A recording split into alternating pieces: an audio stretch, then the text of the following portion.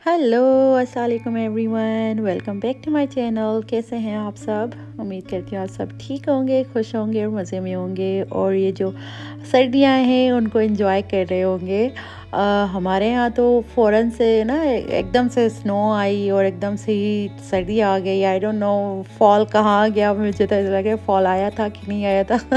इतना छोटू सा मुझे लग रहा है कि फ़ॉल की सीज़न थी इस मरतबा। यूजली हो जाती है नवंबर में स्नो, लेकिन इस मरतबा ना 2 साल प्रीवियस 2 इयर्स ना ऐसा हुआ है कि स्नो लेट हुई थी। इनफैक्ट आप अगर मेरी कोई भी पुरानी वीडियो उठा के देख लोगे ना लास्ट ईयर की, तो आपको यही सुनाई देगा कि ग्रीन क्रिसमस हुआ है इस साल, क्योंकि लास्ट ईयर कुछ ऐसा ही सीन था कि स्नो बहुत लेट हुई थी और इस मरतबा एकदम से स्नो आई है ना। तो मैं अपने भाई से कह रही थी कि विंटर आते आते नहीं है, आते ही आ गया है। ऐसा फील हो रहा था।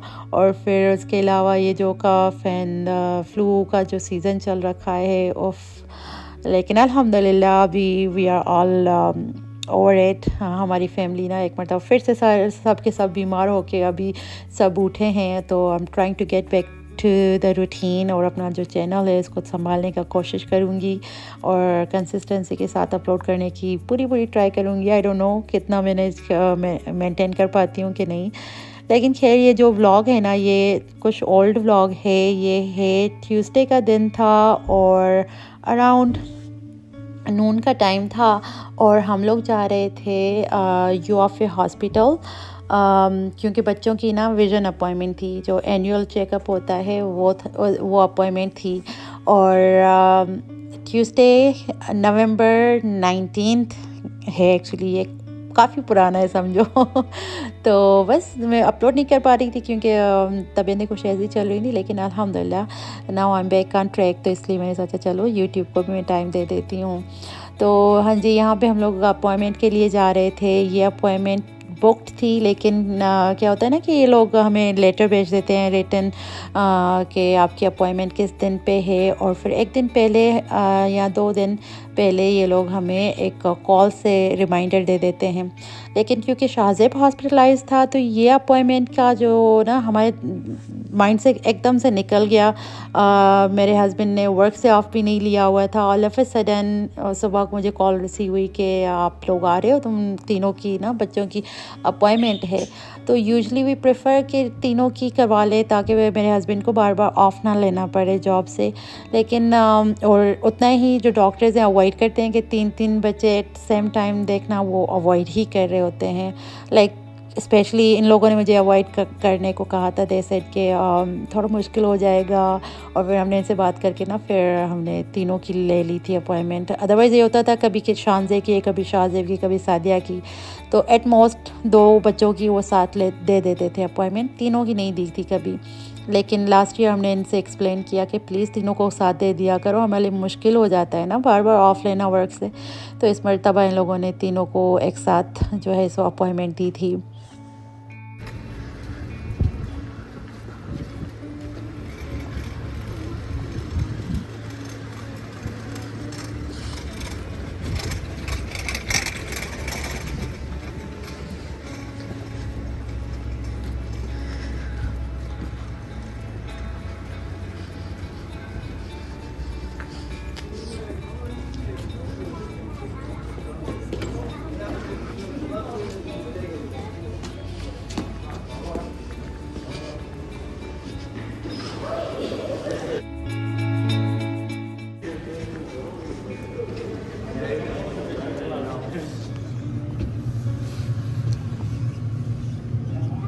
Remember I used to look down here? I went out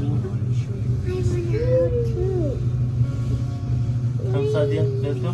Let's go. Which level did you come out to? Mama? Yes. और यहाँ पे आते ही ना शाज़िब थोड़ा सा परेशान हो रहा था कि हम वापस क्यों आए हैं, क्योंकि अभी 2 वीक्स पहले ही तो ये डिस्चार्ज हुआ था, ये इसी सेम हॉस्पिटल से, जब शाज़िब को स्टमक वायरस वगैरह हुआ था ना, तो वो सारी मेमोरीज़ ये रिकॉल कर रहा था। तो फिर हमने उसे बताया कि नहीं बेटा, आपकी यहाँ पे अपॉइंटमेंट है, आई एग्ज़ाम है, तो तब जाके ये रिलैक्स हुआ है। और ये एरिया वगैरह देख के ना तो फिर ही वॉज हैप्पी कि हाँ मैं हर साल यहाँ पे आता हूँ, मेरा आई एग्ज़ाम वगैरह होता है। तो बस यहाँ पे जैसे ही आए ना तो बच्चे यहाँ पे आके साथ ये जो वॉल पे गेम्स वगैरह थी ना तो इसी में बिज़ी हो गए थे। यहाँ पे टॉयज़ वगैरह भी हुआ करते थे, लेकिन कोविड टाइम्स के बाद से इन लोगों ने वो सारी चीज़ें हटा दी हैं। और यहाँ पे हमें काफ़ी सारा टाइम लग गया, 12 o'clock की अपॉइंटमेंट थी ना, तो समझो 3:30 के करीब हम लोग यहाँ से डन हुए हैं। आई थिंक यही एक रीज़न है जिसकी वजह से डॉक्टर्स अवॉइड करते हैं कि 3-3 बच्चों की अपॉइंटमेंट नहीं लेते हैं शायद, तो क्योंकि जब लास्ट ईयर हम बुक कर रहे थे ना तो दे सेड कि नहीं एटमोस्ट 2 की हम ले सकते हैं अपॉइंटमेंट्स, लेकिन वी रिक्वेस्टेड, क्योंकि बार बार फिर ना जॉब से ऑफ लेना भी कितना गलत लगता है, लाइक मुश्किल हो जाता है ना एक वर्किंग पेरेंट के लिए। तो इसीलिए हमने इनसे रिक्वेस्ट की कि प्लीज़ कुछ भी करो, एडजस्ट कर लो और हमें एक साथ ही अपॉइंटमेंट दो। लेकिन हाँ, टाइम कंज्यूमिंग हो जाता है काफ़ी, लेकिन खैर बस अभी डन हो गए हम 1 साल के लिए, तो बेहतर था। Like it worked out fine for us, तो we were okay with it.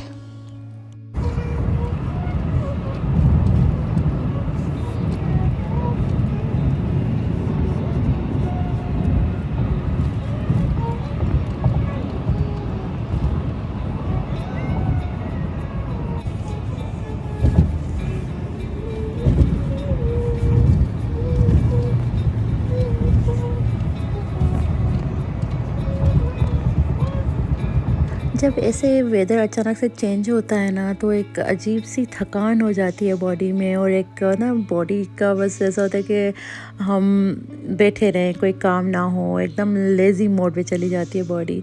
तो मेरा मन नहीं हो रहा था मैं कुछ काम भी करूं जाके घर, और बच्चों को भी भूख लगी हुई थी तो हमने इन्हें टिमीज़ दिला दिया था, हमने कॉफ़ी पकड़ ली थी और यहाँ पे ये ड्राइव भी इंजॉय कर रहे थे, साथ ही साथ हमारी टिमीज़ की कॉफ़ी भी इंजॉय कर रहे थे। लेकिन मेरे back of my head there was this tension कि अभी घर जाके मुझे ना आलू कीमा बनाना है, क्योंकि मैं कीमा निकाल के आई थी घर से, तो जब अपॉइंटमेंट से पहले, राइट, तो अब मुझे ये था कि अब मुझे कैसे करके बनाना है, मैं इसको वापस फ्रिज में नहीं रख सकती। तो my husband was like why did you take it out, अगर ऐसा ही थकान सा मूड था तो तुम ना निकाल के आती तो इन्हें बनाना पड़ता। लेकिन कभी कभार हम ना होता है कि चलो हाँ आई मैनेज, बट जब वो टाइम आता है थोड़ा मुश्किल हो जाता है, और specially this weather plays a big part. एकदम ग्लूमी सा वेदर हो जाता है ना, और फिर बहुत एकदम से ही हमारी बॉडी ऐसे लेज़ी मोड पे चली जाती है। लेकिन खैर जैसे तैसे फिर मैंने हिम्मत करके कीमा बना ही लिया था, और जिसके लिए मैंने पॉट में ऑयल ले लिया, उसमें जो है फाइनली चॉप्ड अनियन डाल दिए, और इसको मैंने ऐसे लाइट पिंकिश सा किया, और इस पॉइंट पे मैंने इसमें ना थोड़ा सा पानी ऐड कर दिया, उसके बाद कीमा डाल दिया। कीमे का जैसे कलर चेंज हुआ है तो यहाँ पे मैं जिंजर गार्लिक पेस्ट डाल के और कीमे को थोड़ा सा भून लूँगी फॉर लाइक मिनट और 2, क्योंकि कीमा फ्रोज़न होता है ना तो बहुत ज़्यादा पानी निकालता है। फिर व्हाट आई डू के ना इस कीमे को उसी पानी में पकने दे देती हूँ, और जैसे अभी 1 मिनट गुजरा है जिंजर गार्लिक के बाद, तो यहाँ पे मैं सॉल्ट ऐड कर दूँगी, और साथ ही टमाटोज़ को मैंने ना ग्राइंड कर लिया था तो वो डाल दूँगी, और फिर अब कीमे का पानी और टमाटोज़ का पानी उसी में कीमा जो है गला दूँगी मैं, और फिर एट दी एंड जाके मैं बुनाई करूँगी। फिर योगर्ट और बाकी के मसाले वगैरह मैं बाद में डालूँगी।